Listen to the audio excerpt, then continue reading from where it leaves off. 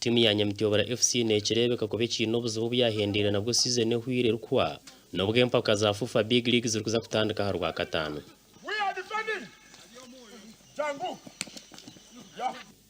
President wa club engineer Ben Musaga hereze kure ntebe ye ekifikize bamwe abahagizi bitu patron wa teamage ari sekatawa nagira ngo iki kirkwija kugarura teamage nyuma tuza kumisinga but ompira overall tuza kumisinga abo kuba acengingire goal posts just arugiraha yaza guterera side ndijo sekatawa nagira ngo bari kugira ngo teamage kafuruka yaza Kampala nababiha ngo abo kuba batirehe nkoransi yo kujombe kabusya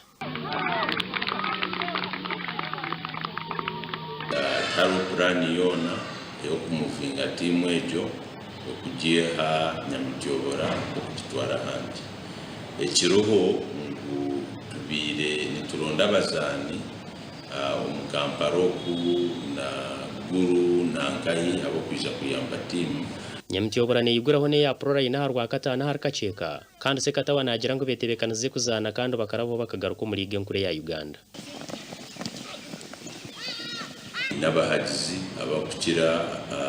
abakiko mitwaro nkabiri na ntuza kwetereza ubire bwahika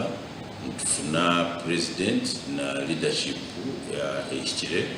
nikigambo ngo bamwe abazana ba teamage batwirana batendekerwa hacishayi cya Villa Park mu Kampala hansi yo mutendeki Ibrahim Kirya ngo konka bwanyuma yo kutendekwa kweri izoba tine cy'abazana bagambirwa bakwatirana no kutambara kwijambarara kuzana umuzano rwa katano icyahizamo bahagiza amano konka sekatawa yabagira ati turiyo tukora ekikubasika nabo bakore ekikubasika ubire bwahika tuza kuba ntwanzura team ni na coach